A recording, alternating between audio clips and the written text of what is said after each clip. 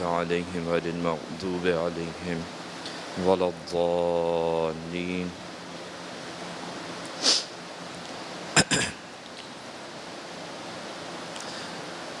أعوذ بالله من الشيطان الرجيم. بسم الله الرحمن الرحيم.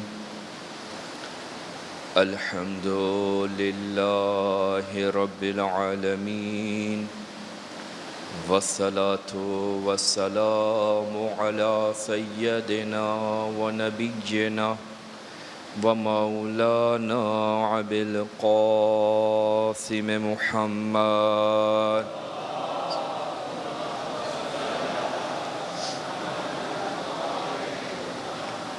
وعلى أهل بيته الطيبين الطاهرين المعصومين المظلومين، لا سيما سيد الشهداء عليه السلام، ولعنة الدائمة على أعدائهم أجمعين من يومنا إلى قيام يوم الدين. أما بعد، فقد قال الله سبحانه وتعالى في كتاب المبين: أعوذ بالله من الشيطان الرجيم. بسم الله الرحمن الرحيم. قل لا أسألكم عليه أجرا إلا المودة في القربى. وقال الإمام الرضا عليه السلام: رحم الله عبدا أحيا أمرنا. فقلت: كيف يحيي أمركم؟ فقال: يتعلم علومنا ويعلمها الناس، فإن الناس لو علموا محاسن كلامنا لاتبعونا. صلوات پڑھیں محمد وعلیہ.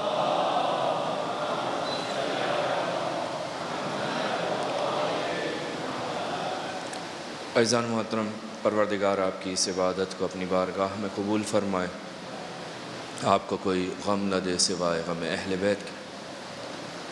اس سے پہلے کہ آپ کی خدمت میں کچھ عرائض پیش کروں، سورہ فاتحہ کی التماس ہے مرحومہ زرینہ بائی بنت یوسف غلام حسین، مرحومہ زینب بائی بنت راشد علی، مرحوم فدا حسین آڑت، مرحوم محمد علی عبد الرسول آڑت، مرحوم نور علی آڑت، مرحوم محمد علی علی بھائی، مرحوم کرم علی علی بھائی آرت، مرحوم حیدر علی آرت، مرحوم غلام علی آرت، آرت خاندان کے تمام مرحومین، مرحوم انور علی راشد جیسانی، مرحوم جاوید رمضان علی غلام علی، مرحوم وزیر علی رمضان علی جیسانی خاندان کے مرحومین، مانڈوی خاندان کے مرحومین اور تمام شہدائے ملت جعفریہ اپنے مرحومین کو شامل کرتے ہوئے رحم اللہ من قرأ الفاتحہ۔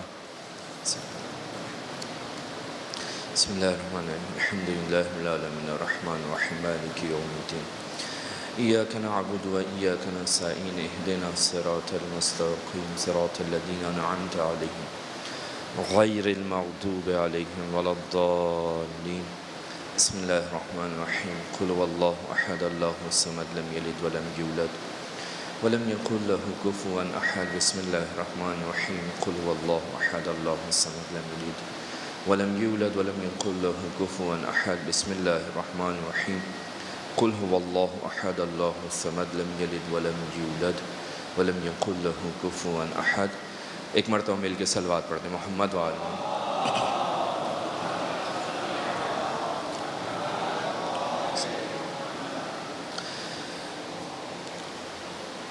پروردگار ہم سب کی اس عبادت کو اپنی بارگاہ میں قبول فرمائے، ہمیں کوئی غم نہ دے سوائے غم اہل بیت کے۔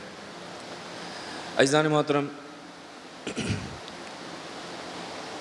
پروردگار عالم کا شکر کہ اس نے ایک مرتبہ پھر ہم کو اس فرش اعضاء پر لا کر بٹھایا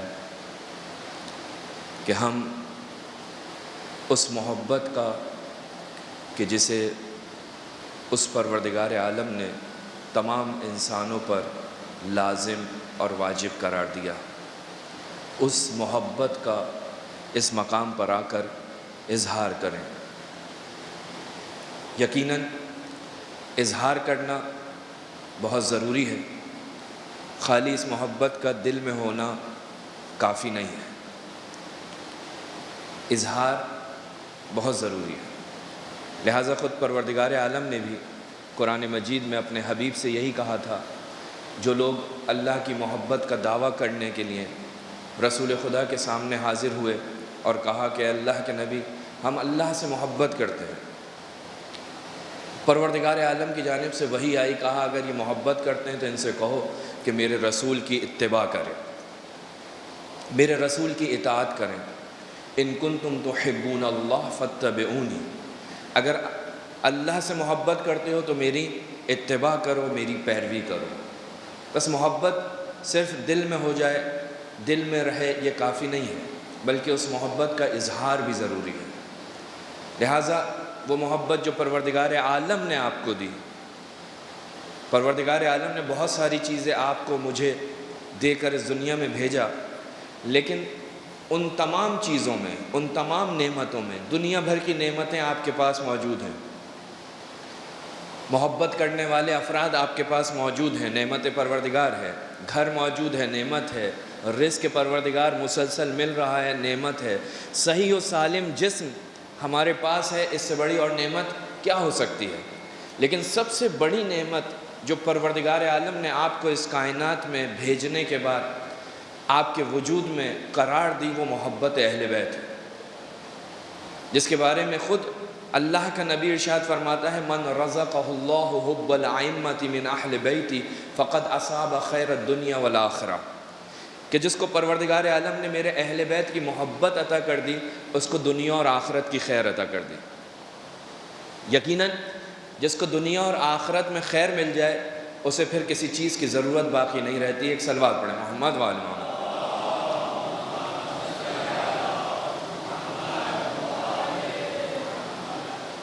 تو یہاں پر پروردگار عالم کا شکر بنتا ہے۔ نعمتیں تو بہت ساری ہیں، لیکن ایک نعمت بہت ہی عظیم نعمت ہے کہ جس نعمت کے بعد نعمت ولایت آتی ہے۔ یہ جو محبت ہے، جب یہ محبت پروان چڑھتی ہے تو اس کے بعد یہ انسان ولایت اہل بیت علیہ السلام کو قبول کرتا ہے۔ پہلے معرفت، پھر محبت، اور پھر اس کے بعد جو تیسرا اور آخری مرحلہ ہے وہ ہے ولایت ائمہ معصومین کو قبول کرنا۔ تو یہ محبت آپ کو مجھے پروردگار عالم نے دی، عظیم نعمت تھی، جس محبت کے بارے میں کل پروردگار عالم سوال بھی کرے گا۔ کس کے بارے میں سوال کرے گا؟ نعمتیں تو بہت ساری ہیں، لیکن جس نعمت کے بارے میں سوال کرے گا وہ ساری کی ساری نعمت نہیں ہے جو آپ کے پاس موجود ہیں۔ وہ گھر کی صورت میں ہو، وہ دنیا کی دولت کی صورت میں ہو، وہ عزیز و اقارب کی صورت میں ہو، وہ دوستوں کی صورت میں ہو، نہیں، ہر نعمت کا سوال نہیں ہوگا۔ کس کا سوال ہوگا؟ چھٹے امام فرماتے ہیں حبنا اہل البیت، ہم اہل بیت کی محبت کا سوال ہوگا۔ لہٰذا اس محبت کے مقابلے میں شکر الہی ہمارے اوپر لازم و واجب ہو جاتا ہے۔ ہماری عقل ہم سے یہ تقاضا کرتی ہے کہ جا کر پروردگار عالم کا شکر ادا کریں۔ ہم اپنے بچوں کو یہی تعلیم دیتے ہیں، یہی سبق پڑھاتے ہیں کہ جب تمہیں کوئی گفٹ دے تو تمہاری زبان کے اوپر تھینک یو آنا چاہیے، شکریہ آنا چاہیے۔ کیوں؟ اس لیے کہ وہ تمہیں گفٹ دے رہا ہے، تحفہ دے رہا ہے، نعمت دے رہا ہے۔ تو جو پروردگار عالم آپ کو خیر دنیا اور آخرت کے لیے پروردگار عالم محبت اہل بیت آپ کے دل میں ڈال رہا ہے، یہاں پر پروردگار عالم کا حق بنتا ہے، میری عقل یہ کہتی ہے کہ اس کے سامنے سجدہ کروں۔ ایک صلوات پڑھیں، محمد و آل محمد۔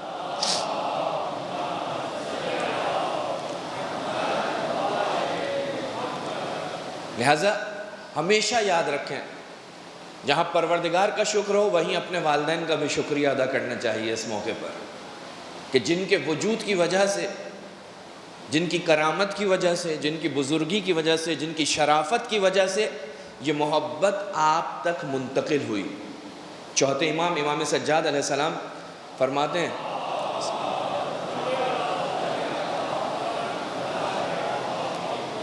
کہ تمہاری اصل تمہارا باپ ہے، جب بھی اپنے اندر کوئی خوبی دیکھو، جو بھی خوبی تمہارے اندر پائی جاتی ہے، تو یاد رکھو اس خوبی کا سبب تمہارا باپ ہے۔ اگر آپ کے پاس یہ خوبی آپ کے وجود کے اندر آپ کو دکھائی دے رہی ہے، مجھے دکھائی دے رہی ہے، تو اس کا اصلی سبب جو اس دنیا کے اندر بنا ہے وہ ہے میرا باپ، وہ ہے ہمارے والدین۔ لہٰذا یہ خوبی جو محبت اہل بیت کی صورت میں ہم تک پہنچی، اس میں ایک کردار ادا کرنے والی ذات ہمارے والد کی ہے، ہمارے باپ کی ہے۔ لہٰذا جہاں خدا کا شکر بنتا ہے وہیں اپنے والدین کا بھی شکر کرنا ہماری ذمہ داری بنتی ہے۔ یہ محبت ہے جو آپ کو اس زمانے میں بھی فرش عزا پر لے کر آتی ہے۔ وہ کون سی ایسی چیز ہے جو آپ کو آپ کے گھر سے باہر نکال رہی ہے؟ لوگ تڑپ رہے ہیں کہ بھائی ہم کسی طریقے سے امام کے حرم میں چلے جائیں، کسی طرح سے ہم فرش عزا پر پہنچ جائیں۔ اگرچہ احتیاط ضروری ہے، لیکن ان تمام چیزوں کے باوجود احتیاط کے ساتھ ہی آپ کوشش کرتے ہیں کہ صاحب ہم فرش عزا پر پہنچیں۔ یہ جو چیز جو آپ کو فرش عزا پر پہنچا رہی ہے، اس چیز کا نام وہی محبت ہے۔ یہ اہل بیت کی محبت ہی تو ہے جو آپ کو اس مقام پر لے کر آ رہی ہے۔ لہٰذا ہم سب کی ذمہ داری بنتی ہے کہ ہم اس مقام پر اس پروردگار کے ساتھ ساتھ اپنے والدین کا شکر ادا کریں،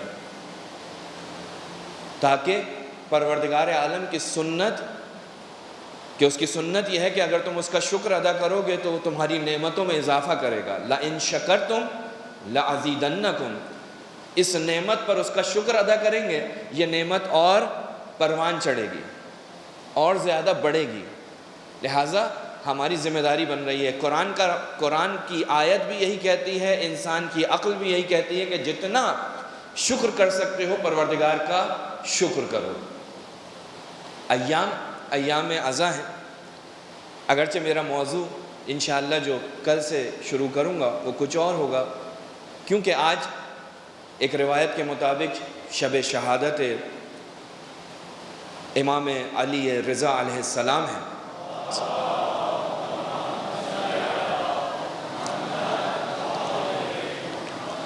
لہٰذا تھوڑی سی گفتگو، مختصر سی گفتگو امام ہشتم کی سیرت سے متعلق آپ کی خدمت میں بیان کرنا چاہتا ہوں۔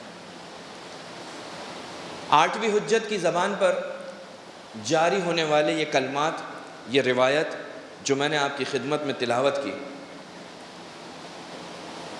امام فرماتے ہیں رحم اللہ عبدًا احیا امرنا، پروردگار عالم رحمت کرے اس شخص پر کہ جو ہمارے امر کو زندہ رکھتا ہے،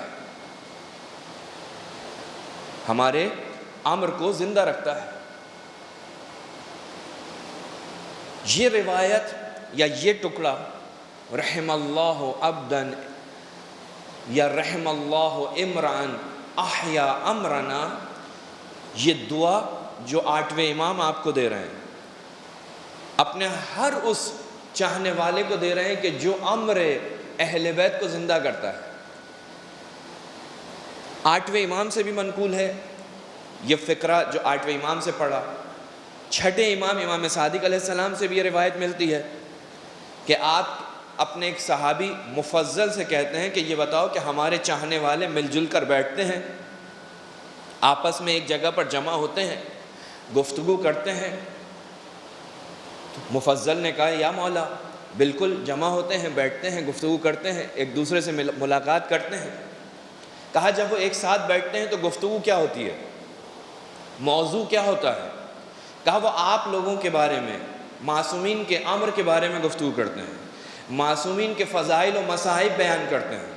جب یہ جملہ سنا تو اس جملے کے سننے کے بعد کیا کرتے ہیں؟ آپ کے بارے میں گفتگو کرتے ہیں، آپ کی ولایت کے بارے میں گفتگو کرتے ہیں، آپ کی مصائب کے بارے میں گفتگو کرتے ہیں، آپ کے فضائل کو بیان کرتے ہیں۔ جب یہ جملہ سنا تو 6ٹھے امام نے دعا دی رحم اللہ امرأً یا رحم اللہ عبدًا احیا امرنا، پروردگار عالم اس شخص پر رحمت کرے کہ جو ہمارے امر کو زندہ کرتا ہے۔ یہ 6ٹھے امام نے دعا دی، قیامت تک جو بھی اہل بیت علیہ السلام کے امر کو زندہ کرے گا وہ چھٹے امام کی دعا اس کے حق کے اندر شامل ہوتی جائے گی۔ چھٹے امام اس کے اوپر پروردگار عالم سے رحمت کے نزول کی دعا کرتے ہیں، قیامت تک آنے والا اس دعا کے اندر شامل ہو رہا ہے۔ چھٹے امام نے بھی یہ دعا کی، آٹھویں امام بھی یہی دعا کرتے ہوئے دکھائی دے رہے ہیں۔ کیا فرماتے ہیں؟ فرماتے ہیں رحم اللہ عبدن، پروردگار عالم رحمت کرے اس بندے پر۔ کس بندے پر؟ احیا امرنا، جو ہمارے امر کو زندہ کرے۔ چھٹے امام نے کہا تھا کہ جو اس حدیث کا پچھلا ٹکڑا تھا، جو پہلے والی بات تھی، جو آپ نے راوی سے پوچھا تھا کہ وہ کیا کرتے ہیں، تو راوی نے کہا تھا آپ کے بارے میں گفتگو کرتے ہیں۔ بس معلوم ہوا کہ امر اہل بیت کیا ہے؟ امر اہل بیت یہ ہے کہ ان کی ولایت کے بارے میں گفتگو کی جائے، ان کے فضائل کے بارے میں گفتگو کی جائے، ان کی مصیبتوں کو ذکر کیا جائے، ان کی مصیبتوں کو یاد کر کے گریہ کیا جائے، یہ امر اہل بیت۔ یہاں پر آٹھویں امام کچھ اور دوسرے کلمات میں اس امر اہل بیت کو بیان کر رہے ہیں۔ آٹھویں امام فرماتے ہیں دعا دیتے ہوئے، فَقُلْتُ، راوی کہتا ہے فَقُلْتُ كَيْفَ يُحْيِي أَمْرَكُمْ، راوی کہتا ہے میں نے کہا کہ مولا کس طرح سے آپ کا امر زندہ ہوگا؟ امام نے فرمایا رحمت ہو اس پر جو ہمارے امر کو زندہ کرتا ہے۔ راوی کہتا ہے مولا آپ کا امر کیسے زندہ ہوگا، کیا کریں؟ امام نے ایک جملہ فرمایا یتعلم علومنا، پہلی چیز اگر ہمارے امر کو زندہ کرنا چاہتے ہو تو ہمارے علوم کو سیکھو، ہمارے علوم کو سیکھو۔ ہم نے کیا بیان کیا ہے؟ ہم نے قرآن کی تفسیر کیا کی ہے؟ ہم نے معارف اسلام کو کس انداز میں بیان کیا ہے؟ یعنی حدیث کی وادی میں آ جاؤ، ہماری احادیث کو دیکھو، ہم نے کیا کہا؟ ہم نے توحید کی معرفت تمہارے لیے کیسے بیان کی؟ ہم نے نبی کی نبوت کو کس انداز میں بیان کیا؟ ہم نے نبی کے بعد آنے والا اہم ترین منصب ولایت و امامت کو ہم نے کیسا بیان کیا؟ ہم نے کیا کہا کہ یہ امامت و ولایت کا مقام پروردگار عالم کے نزدیک کیا ہے؟ اس پر فائز ہونے والا امام کن صفات کا حامل ہوتا ہے، کس مقام کا حامل ہوتا ہے، کن صفات کا حامل ہوتا ہے؟ قیامت کے بارے میں ہم نے کیا کہا؟ معاد کے بارے میں ہم نے کیا کہا؟ اس دنیا کے بارے میں ہم نے کیا کہا؟ یہ سارے کے سارے علوم اگرچہ قرآن مجید کے اندر موجود ہیں، لیکن ان کی وضاحت جن ہستیوں نے کی ہے وہ ہے معصومین علیہ السلام۔ رسول خدا اور ائمہ معصومین کا جو کام ہے وہ کیا ہے؟ معارف الہیہ کی تبلیغ، معارف قرآن کی تبیین، ان کو بیان کرنا، تفسیر کرنا۔ پروردگار عالم نے جو کتاب نازل کی اس کتاب کو بیان کی ضرورت تھی، سب سے پہلے درجے پر رسول خدا نے اس کتاب کو بیان کیا، اور اس کے بعد جن ہستیوں نے بیان کیا وہ تھے 12 امام، ائمہ معصومین، اور خود معصومہ جناب زہرا سلام اللہ علیہا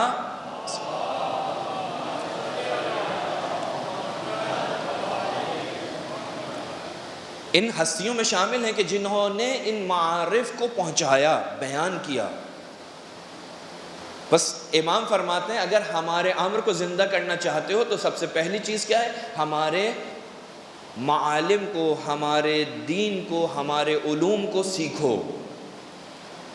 اور اس علوم کو سیکھنے کی بہترین جگہ مجلس سید الشہداء۔ آپ یہاں پر آتے ہیں، امر اہل بیت کو زندہ کرتے ہیں، اہل بیت علیہ السلام کی زبان پر جاری ہونے والی احادیث کو سنتے ہیں، قرآن کی آیت کو سنتے ہیں، اس کی تفسیر کو سنتے ہیں، اہل بیت کے فضائل و مصائب کو سنتے ہیں۔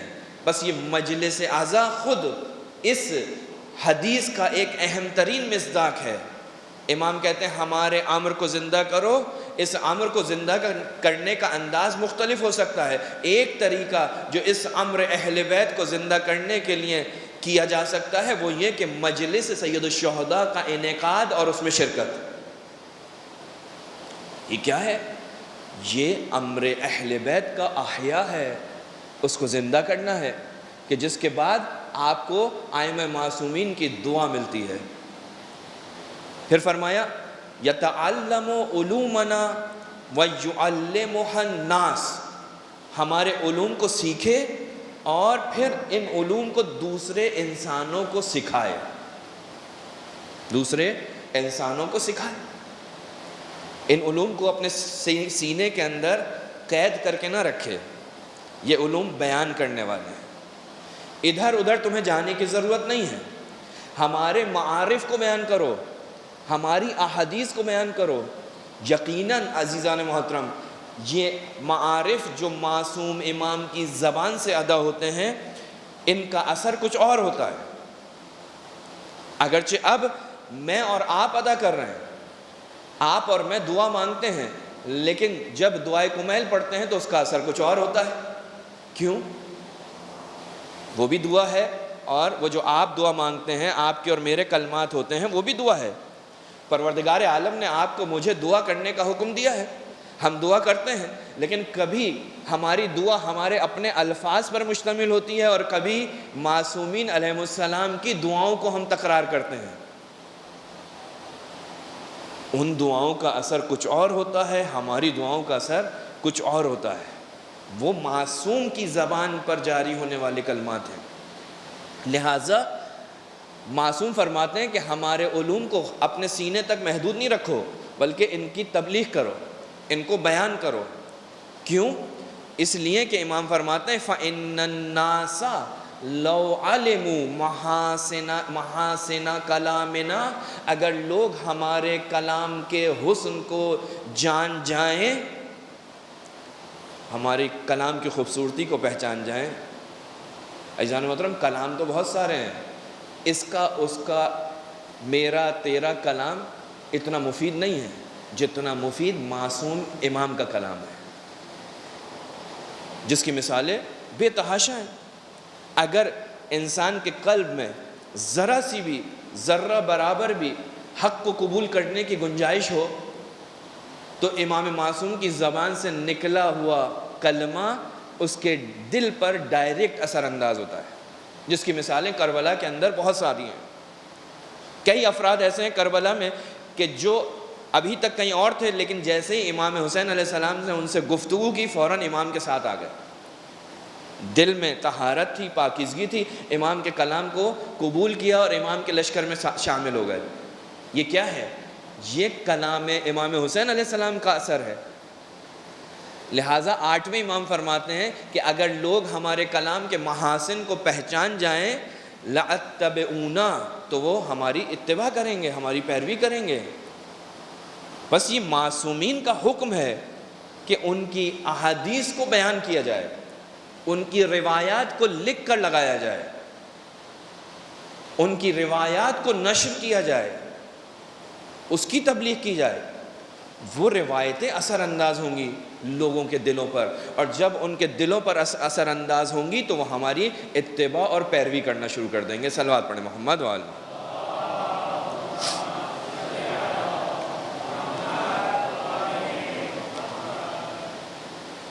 تو ایک اہم ترین ذمہ داری جو 8ویں امام آپ کی، میری، ہر انسان کی، اسی طرح چھٹے امام جو بیان کر رہے ہیں، جو چاہنے والا ہے اس کی ایک ذمہ داری یہ ہے کہ وہ امر اہل بیت کو زندہ کرے، اہل بیت کے مصائب و فضائل کو بیان کرے، ان کی مصیبت پر گریہ کرے۔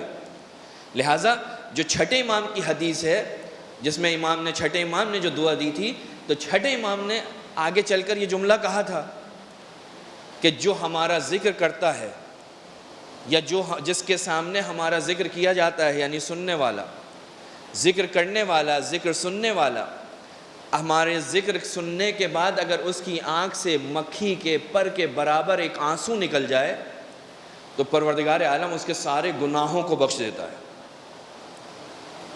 معلوم ہوا کہ امر اہل بیت میں ایک چیز مصیبت اہل بیت بھی ہے۔ لہٰذا چھٹے امام اس کا ذکر کر رہے ہیں، ہماری مصیبت کو بیان کرو کہ ہم پر کیا مصیبتیں آئیں۔ یقیناً مصیبت اگر ائمہ معصومین کی دیکھا جائے تو سارے کے سارے ائمہ معصومین نے جس مصیبت کو سب سے زیادہ یاد کیا وہ ہے مصیبت سید الشہداء۔ لا یوم کا یوم کا یا ابا عبداللہ، ایسی مصیبت جیسی سید الشہداء پر آئی کسی پر نہیں آئی۔ تو عزیزان محترم، بس ہماری ذمہ داری بنتی ہے 8ویں امام کی اس فرمائش کے مطابق امر اہل بیت کو زندہ کرنا۔ کون سا 8واں امام؟ وہ 8واں امام کہ جس کے القابات میں سے ایک مشہور ترین لقب ہے رضا۔ یقیناً سارے کے سارے معصومین اس صفت سے بہت اعلیٰ درجے پر اس صفت ان کے اندر ظاہر ہوتی ہوئی دکھائی دیتی ہے۔ سب کے سب رضا ہیں۔ ایسا نہیں ہے کہ رضا صفت مخصوص ہو امام رضا کے ساتھ، 8ویں امام کے ساتھ، نہیں، سارے کے سارے امام کے اندر یہ صفت پائی جاتی ہے، لیکن پکارا 8ویں سرکار کو جاتا ہے، 8ویں حجت کو جاتا ہے۔ رضا یعنی راضی ہونے والا، یہ وہ امام ہے کہ جو بہت جلدی راضی ہو جاتا ہے، لہٰذا جہاں رضا کہا وہیں سریع الرضا بھی کہا۔ رضا آپ نام سے جانتے ہیں نا، شاید ممکن ہے بہت سے بچوں کو تو 8ویں امام کا نام بھی نہ پتا ہو۔ 8ویں امام کون سے ہیں؟ کہا امام رضا علیہ السلام، نہیں، امام علی رضا علیہ السلام۔ نام ہے علی، رضا کیا ہے؟ آپ کے القابات میں سے ایک مشہور ترین لقب ہے کہ جو آپ کے نام کا جز بن گیا ہے۔ رضا صفت رضایت امام کے اندر بہت زیادہ واضح انداز میں دکھائی دیتی ہے۔ حتیٰ بعض لوگوں نے احادیث گڑھی کہ یہ لقب مامون نے آپ کو دیا۔ جب امام جواد علیہ السلام کے سامنے کسی نے کہا کہ یہ آپ کے بابا کا جو لقب رضا ہے یہ مامون نے دیا، تو اس وقت امام نے کہا کہ جھوٹ بولتے ہیں، جھوٹ بولتے ہیں، یہ لقب پروردگار عالم نے میرے بابا کو عطا کیا۔ ائمہ معصومین کے جس طرح کے اسماء پروردگار عالم کی طرف سے معین ہوئے ہیں، اسی طرح ان کے القابات بھی بعض روایتوں میں ملتا ہے کہ پروردگار عالم کی جانب سے معین ہوئے۔ کہا میرے بابا کو پروردگار عالم نے یہ لقب دیا۔ کہا کہ سوال کرنے والے نے پوچھا کہ مولا سب کے سب رضا ہیں، سب میں یہ صفت رضایت پائی جاتی ہے، پھر آپ کے بابا کو کیوں؟ کہا میرے بابا نے اللہ کی رضا پر راضی تھا، میرا بابا رسول کی رضا پر راضی تھا، اور میرا بابا وہ تھا کہ جس کے اوپر دوست و دشمن راضی تھے، اس وجہ سے میرے بابا کو پروردگار عالم نے رضا کا لقب دیا۔ یہ رضایت ہوتی کیا چیز ہے؟ اس کو سمجھانے کے لیے ایک واقعہ آپ کی خدمت میں عرض کروں۔ اللہ کا نبی حضرت موسیٰ پروردگار کی خدمت میں عرض کیا، پروردگارہ اس دنیا کے اندر جو تیرا بہترین بندہ ہے، بہترین مخلوق ہے، بہترین عبادت گار مخلوق ہے، میں چاہتا ہوں اس سے ملوں۔ پروردگار کی وحی آئی، کہا جاؤ سمندر کے پاس، تمہیں ملاقات ہو جائے گی۔ حضرت موسیٰ سمندر کے پاس پہنچے۔ جب سمندر کے پاس پہنچے تو وہاں کوئی نہیں سوائے ایک شخص کے جو برز میں، فلج میں مبتلا ہے، مختلف بیماریوں میں مبتلا ہے۔ حضرت موسیٰ نے سوال کیا کہاں ہے وہ شخص؟ اللہ کے فرشتے جبرائیل نے کہا کہ یہی وہ شخص ہے، اور میں ابھی اس کے پاس جاؤں گا، اس کی آنکھیں بھی نکال لوں گا، اور جب میں آنکھیں نکالوں تو دیکھنا یہ تو کیا کہتا ہے۔ روایت کہتی ہے حضرت جبرائیل اس کے قریب گئے، اس کی آنکھیں نکالی، جیسے ہی آنکھیں نکالی وہ زمین پر گرا۔ اس کی زبان کے اوپر ایک جملہ آیا، پروردگارہ تیرا شکر، اے ہمدردی کرنے والے، اے محبت کرنے والے، تیرا شکر۔ حضرت موسیٰ آگے بڑھے، کہا کہ میں مستجاب الدعویٰ ہوں، میری دعا پروردگار قبول کرتا ہے، اگر تو چاہے تو میں تیرے لیے دعا کروں۔ کہا کہ نہیں، پروردگار عالم میرے لیے یہی چاہتا ہے، میں اس کی رضا پر راضی ہوں، پروردگار میرے لیے یہ چاہتا ہے، لہٰذا مجھے ایسا ہی رہنا چاہیے۔ کہا یہ جو تیری زبان کے اوپر یہ جملہ آیا تھا کہ پروردگارہ اے ہمدردی کرنے والی ذات، کون سی ہمدردی، کون سی محبت؟ پروردگار عالم نے تیرے ساتھ ایسا کیا کیا ہے، اس سے مراد کیا ہے؟ کہا کہ اس علاقے میں میرے علاوہ کوئی اور توحید پرست نہیں ہے، کوئی اور پروردگار کی عبادت کرنے والا نہیں ہے، لہٰذا میں پروردگار عالم کی یہ ہمدردی ہے، یہ محبت ہے کہ اس نے مجھے اس مقام پر میرا انتخاب کیا، اور میں آج پروردگار عالم کی عبادت کر رہا ہوں۔ یہ رضا کا مقام ہے کہ مصیبتوں میں انسان گھرا ہوا ہے لیکن شکر پروردگار کے اندر کوئی کمی نہیں آ رہی. تو عزیزان محترم، جس کو خود پروردگار عالم اس لقب سے نوازے، اس کی رضا کا عالم کیا ہوگا؟ امام رضا کی رضایت کیا ہوگی؟ 8ویں حجت کو لقب دے رہا ہے پروردگار، کہا یہ راضی ہے رضا پر. کس کی؟ پروردگار کی رضا پر راضی ہے. جو پروردگار چاہتا ہے اس کے اوپر یہ راضی ہیں. لہٰذا امام نے فرمایا جھوٹ بولتا ہے وہ شخص کہ یہ مامون نے میرے بابا کو یہ لقب دیا. اور نہ صرف یہ رضا ہے بلکہ 8ویں امام کی صفت ہے سریع الرضا، یعنی بہت جلدی راضی ہو جانے والی ذات. عجیب ذات ہے. کتنی ہی امام کے ساتھ بدسلوکی کی لوگوں نے. تاریخ بتاتی ہے امام کا ایک لقب ہے غریب الغربا. آپ سب جانتے ہیں، جو لوگ زیارت پر گئے ہیں یا جو نماز کے بعد زیارت پڑھتے ہیں تو آپ اس زیارت کے اندر امام کو جو خطاب کرتے ہیں، السلام علیکہ یا غریب الغربا، اے غریبوں کے غریب. اس غریبوں کے غریب کو سمجھ لیجئے، آپ کو سریع الرضا سمجھ میں آ جائے گا. غریبوں کے غریب یعنی کیا؟ آج اگر کوئی جوان جائے زیارت پر جس نے ہمیشہ یہی سنا ہو السلام علیکہ یا غریب الغربا، جب امام کی زیارت پر جاتا ہے، امام کے حرم میں جاتا ہے، تو عزیزان محترم جیسی امیری وہاں دکھائی دیتی ہے کہیں پہ بھی نہیں. یہ کون سی غربت ہے کہ جس کو آپ زیارت کے اندر پکارتے ہیں السلام علیکہ یا غریب الغربا؟ بس یہاں معلوم پڑتا ہے اگر غربت مقام کی غربت ہوتی تو سب سے زیادہ غریب تو ائمہ بقی ہیں کہ جہاں کچھ نہیں ہے. غربت اگر کسی حرم پہ دکھائی دیتی ہے تو وہ جنت البقی، وہاں پر غربت ہے. امام رضا علیہ السلام کے غربت کہاں ہے؟ لیکن اگر دقت کی جائے تو روایت میں غربت کا معنی ایک اور بھی ملتا ہے. لغت میں غریب صرف اسے نہیں کہتے کہ جس کا ہاتھ خالی ہو، بلکہ غریب وہ بھی ہوتا ہے جو اپنے گھر سے دور ہو، اور غریب وہ بھی ہوتا ہے کہ جو اپنے گھر میں رہتا ہوا غریب ہو.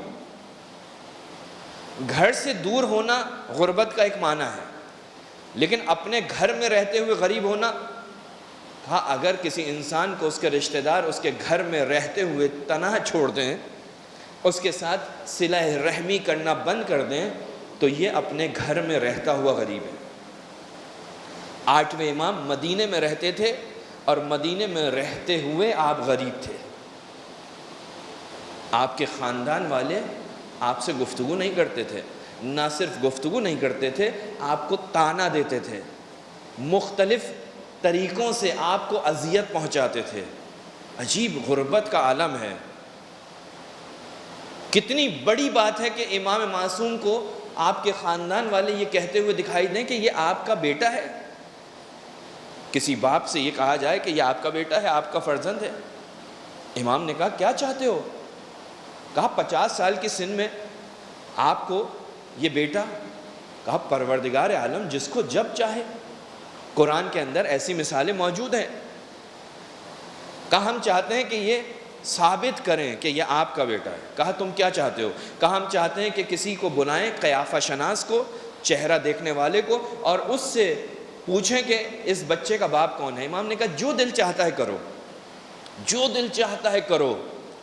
یہ ہے غربت کہ امام سے کہا جا رہا ہے کہ یہ امام تقی آپ کے فرزند ہیں. روایت کہتی ہے کہ ان لوگوں نے جو رشتہ دار تھے، خونی رشتہ دار، امام جواد کو ایک باغ کے وسط میں بٹھایا. امام رضا بھی موجود ہیں. امام رضا سے کہا آپ یہاں سے دور ہو جائیے، آپ مالی کا لباس پہن لیجئے اور پشت کر کے وہاں بیٹھ جائیے. ایک یہودی قیافہ شناس کو، چہرہ دیکھنے والے کو بلایا، اور اس کو بلانے کے بعد کہا کہ بتاؤ اس بچے کا باپ کون ہے. اب جب اس یہودی نے جو بہت ماہر تھا، اس نے دیکھا لوگوں کو، مجمع کو دیکھا، تو اس نے کہا یہ اس کا پھوپھیزاد بھائی ہے، یہ اس کا چچا ہے، یہ اس کا یہ ہے، یہ اس کا فلاں رشتہ دار ہے. تو آواز آئی، کہا ہم نے رشتہ داروں کے بارے میں نہیں پوچھنا، یہ بتاؤ اس کا باپ کون ہے. اب اس نے دوبارہ پورے باغ کو دیکھنا شروع کیا. ایک مرتبہ دیکھنے کے بعد جب پورے باغ کو دیکھا، کہا کہ اگر اس کا کوئی باپ اس باغ میں ہو سکتا ہے تو وہ جو پشت کیا ہوا شخص بیٹھا ہے وہ. کہا کیسے؟ کہا مگر تمہیں دکھائی نہیں دیتا کہ یہ نوری مخلوق ہے، یہ نور سے خلق ہوئے ہیں، یہ تمہاری طرح ان کی خلقت نہیں ہے۔ یہ وہ مقام تھا کہ جہاں پر اس 3 سالہ بچے یعنی امام جواد علیہ السلام نے خطبہ دیا کہ ہم وہ ہیں کہ جنہیں پروردگار عالم نے اپنے نور سے خلق کیا۔ ایک صلوات پڑھیں محمد والے۔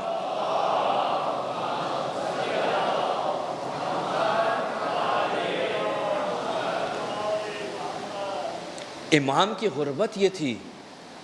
اب جب اس قیافہ شناس نے گواہی دے دی تو اب تاریخ کہتی ہے کہ اس میں امام کے ایک چچا بھی تھے، علی ابن جعفر، شرمندہ ہوئے، سخت شرمندہ۔ امام چلے گئے اپنے گھر۔ اب جب یہ شرمندہ ہوئے، بوڑھے ہیں، ضعیف ہیں، لوگوں کے کہنے میں آ گئے، لوگوں سے کہا کہ ہمیں چل کے علی ابن موسیٰ رضا سے معافی مانگنی چاہیے، ہم نے اس کی شان میں گستاخی کی ہے، ہماری موت واقع ہو جائے گی، ہم نے قطع رحمی کی ہے، نصیحت کی، کوئی تیار نہیں۔ روایت کہتی ہے وہ بوڑھا شخص امام کے گھر پہ پہنچا۔ جیسے امام کے گھر پہ پہنچا، اس سے پہلے کہ اپنی زبان سے کچھ کہتا، امام نے اسے اپنے سینے سے لگایا۔ 8ویں امام نے سینے سے لگایا، کہا آپ کو کچھ کہنے کی ضرورت نہیں ہے، آپ کو معافی مانگنے کی ضرورت نہیں ہے۔ روایت کہتی ہے کہ اس وقت امام نے اپنے چچا کے دہان میں اپنی زبان رکھی، تو وہ کہتے ہیں کہ مجھے اس وقت ایسا لگ رہا تھا کہ جیسے امامت کا مفہوم میرے سینے میں اتر رہا ہے، منصب امامت کی عظمت میرے وجود میں اتر رہی ہے۔ یہ غربت علی ابن موسیٰ رضا تھی کہ جس کے بعد ہم دیکھتے ہیں کہ اتنی زیادہ امام کو تکلیفیں پہنچاتے تھے۔ یہ امام ہے غریب۔ کون امام؟ السلام علیکہ یا امام الرؤوف۔ ایک صفت امام کی کیا ہے؟ رؤوف۔ سارے امام رؤوف ہیں۔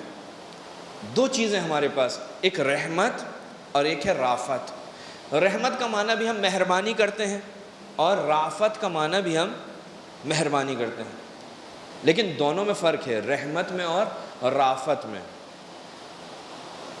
دنیا میں بہت سارے لوگ رحمت کرتے ہیں، لیکن یہ ضروری نہیں کہ ان کی رحمت کے ساتھ جب وہ رحمت کر رہے ہوں مجھ پر یا آپ پر، کوئی تکلیف آپ کو نہ پہنچے۔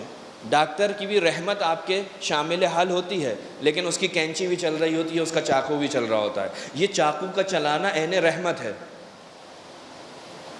رحمت آ رہی ہے، لیکن اس رحمت کے ساتھ تکلیف بھی ہو رہی ہے۔ لیکن رافت کہتے ہیں کہ بغیر تکلیف کے انسان کا مسئلہ حل ہو جائے، اسے کہتے ہیں رافت۔ رحمت سب کے لیے ہوتی ہے، لیکن رافت اس کے لیے ہوتی ہے کہ جو تکلیف میں ہو۔ اگر کوئی تکلیف میں ہو تو اس کو جو مہربانی مہربانی جس انداز میں ملتی ہے اس کو کہتے ہیں ہم رافت۔ امام رضا امام رؤوف ہیں۔ آپ کی رحمت، آپ کی محبت، آپ کی مہربانی ہر اس شخص کو ملتی ہے کہ جو پریشان ہو۔ کسی پریشان حال کے اوپر آپ کا دروازہ بند نہیں ہوتا۔ کتنے ہی واقعات امام کی رحمت اور رافت کے تاریخ کے اندر ملتے ہیں۔ وہ امام کے جس کو یہ منظور نہیں کہ اس کے دروازے کے اوپر کوئی ایسا عمل ہو جائے کہ جس کی وجہ سے وہ لوگ جو اس بات کی لیاقت نہیں رکھتے، جو طہارت نہیں رکھتے، جو عقیدہ نہیں رکھتے، جو کسی اور کے پیچھے جا رہے ہیں، وہ لوگ اس دروازے سے اندر داخل نہ ہو سکیں۔ شیخ بہائی یہ چاہتے تھے کہ امام کے دروازے کے اوپر ایک ایسی تختی لگا دی جائے کہ شیخ بہائی نے جس کے اوپر عمل پڑھا، ورد پڑھا، کہ جس کے اگر تختی نصب ہو جائے تو پھر ہر انسان اس دروازے سے اندر داخل نہ ہو۔ امام رضا علیہ السلام نہیں چاہتے کہ وہ تختی اس مقام پر لگے۔ کہا کیوں؟ اس لیے کہ امام رؤوف ہے۔ امام چاہتے ہیں کہ ہر انسان اس دروازے سے اندر داخل ہو، ہر آدمی آئے اور اس امام کو پکارے اور امام کی مہربانی اس کے شامل حال ہو۔ امام رؤوف 2 بھائی ہیں، ایک بھائی بہت ہی بد اخلاق ہے، لوگوں کو تکلیف پہنچاتا ہے، دوسرا بھائی بہت اچھا آدمی ہے۔ روایت میں ملتا ہے، مختصر کر رہا ہوں، کہ وہ جو بد اخلاق ہے، بد زبان ہے، لوگ تنگ ہیں، اپنے بھائی کے ہمراہ امام کے حرم کی طرف جا رہا تھا دوسرے شہر سے، راستے میں انتقال ہو گیا۔ انتقال ہوا تو لوگ خوش ہوئے، بہترین انسان کون ہے کہ جب وہ اس دنیا سے چلے جائے تو لوگ اس کے اوپر گریہ کریں، افسوس کریں، اس کو یاد رکھیں۔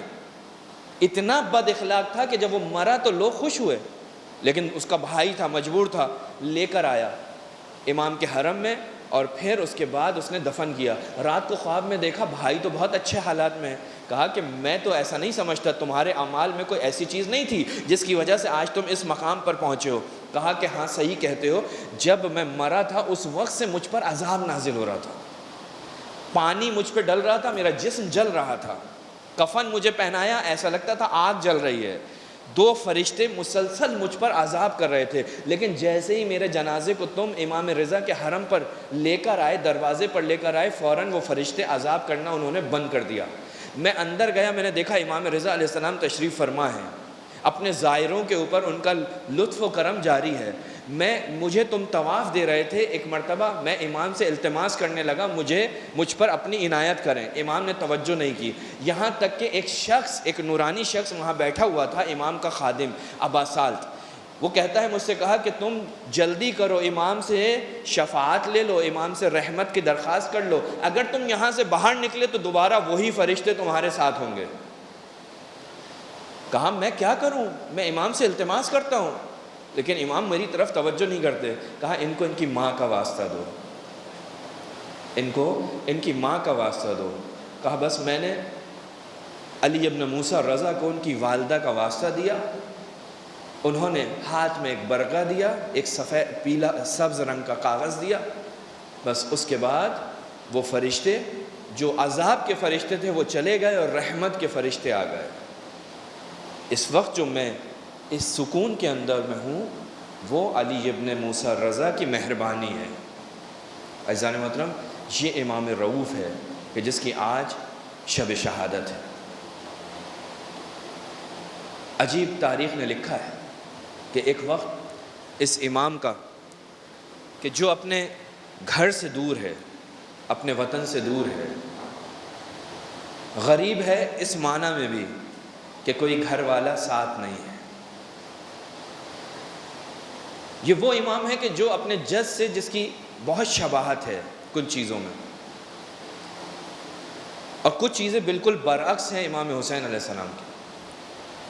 تاریخ نے لکھا ہے کہ جب امام حسین علیہ السلام مدینے سے نکل رہے تھے تو جب بیویاں رونا چاہتی تھیں تو امام حسین نے منع کیا تھا، کہا نہیں ابھی رونے کا وقت نہیں ہے۔ لیکن تاریخ کہتی ہے جب 8واں امام رضا علیہ السلام مدینے سے مرو کی جانب، خراسان کی جانب چل رہے تھے تو 8ویں امام نے اپنے گھر والوں کو، بیویوں کو، بچوں کو جمع کیا تھا، بہنوں کو جمع کیا تھا اور کہا تھا مجھ پر گریہ کرو۔ حسین منع کرتے تھے، علی ابن موسیٰ رضا گریہ کرنے کو کہہ رہے ہیں۔ عجب نہیں، حسین کو معلوم تھا کہ یہ بیویاں میرے ساتھ کربلا میں ہوں گی، یہ بیویاں میرے ساتھ کوفے اور شام تک جائیں گی، میرا سر ان کے درمیان میں ہوگا، ان کو رونے کا وقت ملے گا مجھ پر اس مقام پر۔ لیکن علی ابن موسیٰ رضا کو معلوم تھا کہ میں خراسان میں اس دنیا سے رخصت ہوں گا تو میرے اوپر کوئی رونے والا نہیں ہوگا۔ اجرکم اللہ۔ تاریخ کہتی ہے کہ 8واں امام جب اس شب کو پہنچا، اس روز میں پہنچا کہ جس شب میں آپ کی شہادت واقع ہوئی، اپنے غلام کو بلایا، کہا کہ آج میرا آخری دن ہے۔ مختلف روایتیں ہیں، ایک روایت کے مطابق امام نے کہا کہ دیکھو آج شام کو جب مامون مجھے بلائے گا تو یاد رکھو اگر میرے سر کے اوپر ابا ہو تو مجھ سے گفتگو مت کرنا، اور اگر میرے سر پر ابا نہ ہو تو مجھ سے بات کرنا۔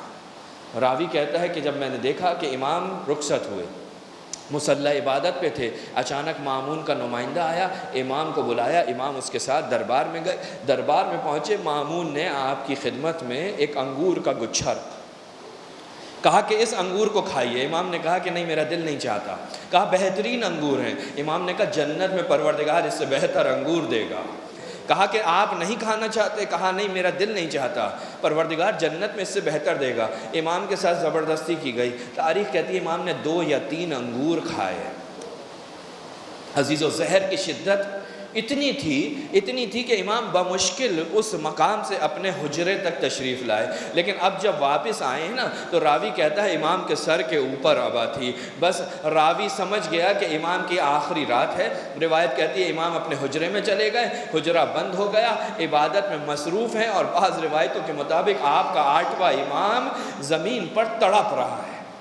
زہر اتنا شدید ہے، اتنی جلدی اثر کیا کہ امام زمین پر تڑپتا ہے۔ راوی کہتا ہے ایک مرتبہ میں نے کیا دیکھا کہ صحن خانہ کے اندر ایک بچہ آیا، جیسے ہی بچہ آیا میں نے کہا اے بچے تم کون ہو؟ تو اس بچے نے کہا اے ابا سالت میں حجت خدا ہوں، میں حجت خدا ہوں۔ کہا دروازہ بند ہے آپ یہاں کیسے آئے؟ کہا جس پروردگار عالم نے مجھے مدینے سے یہاں پہنچایا اسی نے مجھے اس گھر کے اندر داخل کیا۔ ایک مرتبہ اپنے بابا کے حجرے میں پہنچے، امام نے اپنے فرزند کو دیکھا، اپنے سینے سے لگایا، تاریخ کہتی ہے وصیتیں کی۔ ایک مرتبہ آپ کے 8ویں امام کی روح پرواز کر گئی۔ تاریخ لکھنے والوں نے لکھا ابا سالت کو امام نے بلایا، 9ویں امام نے ابا سالت کو بلایا، اور بلانے کے بعد کہا کہ ابا سالت جاؤ نیچے محزن میں اور وہاں سے پانی لے کر آؤ، مجھے اپنے بابا کو غسل دینا ہے۔ بس 9ویں امام نے غسل دینا شروع کیا۔ میں کہوں گا اے مولا آپ تو اپنے بابا کو غسل دے رہے ہیں، لیکن ہائے سید سجاد، ہائے سید سجاد اتنا مظلوم تھا، ہاتھوں میں ہتھکڑیاں تھیں، پیروں میں بیڑیاں تھیں، گلے میں توق تھا، اپنے بابا کو غسل نہ دے سکا۔ ارے جب بابا کے لاشے کو دیکھا نا تو چہرے کا رنگ تبدیل ہوا، نزدیک تھا کہ روح پرواز کر جائے۔ ایک مرتبہ شہزادی اپنے آپ کو زمین پر گرا کر اپنی طرف توجہ مبذول کرائی۔ ایک مرتبہ پوچھا پھوپھی اماں یہ کیا ہے؟ تو سید سجاد نے ایک جملہ کہا تھا کہ جوان بیٹا موجود ہے، ارے باپ کا لاشا بے گھورو کفن، اجرکم اللہ۔ عزیز و تاریخ کہتی ہے 8ویں امام کو 9ویں امام نے غسل دیا۔ ایک مرتبہ پھر کہا اے ابا سالت جاؤ وہاں پر اس محزن میں وہاں سے کفن لے کر آؤ۔ کہا وہاں تو کچھ نہیں۔ کہا میں تم سے کہتا ہوں کفن لے کر آؤ۔ کفن لے کر آئے، اپنے بابا کو کفن دیا۔ پھر دوبارہ کہا کہ اے ابا سالت جاؤ وہاں پر تابوت رکھا ہے، تابوت لے کر آؤ۔ ارے 9ویں امام نے اپنے بابا کو غسل بھی دیا، اپنے بابا کو کفن بھی دیا، اپنے بابا کو تابوت میں بھی رکھا۔ عزیزو لیکن ہائے مصیبت سید سجاد، ہائے سکینہ کی مصیبت، ارے سکینہ، ارے ہائے مصیبت زینب کبریٰ۔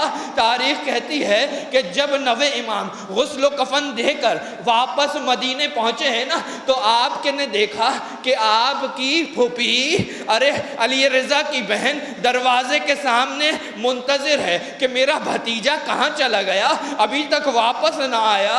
ایک مرتبہ جب آپ نے اپنے بھتیجے کو دیکھا ہری شال اوڑھ کر گھر میں بھتیجا داخل ہوا، کہا بیٹا اتنی تاخیر سے تم کہاں تھے؟ ایک جملہ کہا کہ اے پھوپھی اماں سیاہ لباس پہن لیجئے، ارے میرا بابا اس دنیا سے چلا گیا۔ ارے یہ بہن سید سجاد کی پھوپھی اتنی مجبور تھی کہ جو اپنے بھائی کو اس منظر میں دیکھ رہی ہے، میں کہوں گا اے معصومکم آپ مدینے میں تھی، آپ نے اپنے بھائی کو اس دنیا سے جاتے ہوئے نہیں دیکھا، لیکن ہائے زینب کبریٰ ایک مرتبہ تاریخ کہتی ہے کہ اپنے خیمے سے باہر آئیں، جب بھائی کہیں دکھائی نہیں دیتا تھا، ایک مرتبہ تلہ زینبیہ پر پہنچی، تلہ زینبیہ پر پہنچ کر کیا دیکھا؟ بھائی زمین کربلا پر موجود ہے، ایک ملون کن خنجر لے کر حسین کے سینے پر چڑھا۔ الا لعنت اللہ علی قوم الظالمین وسیعلم الذین ظلموا ای منقلب ینقلبون۔ ماتم حسین۔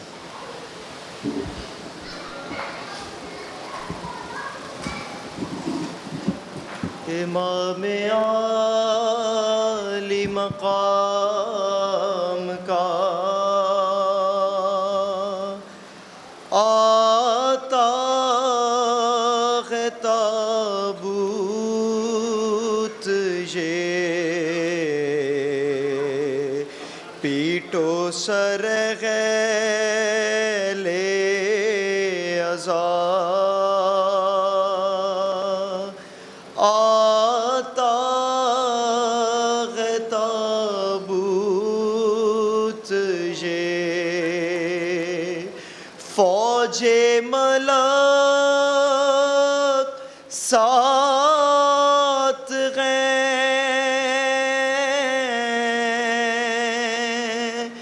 سر کھولے جبریل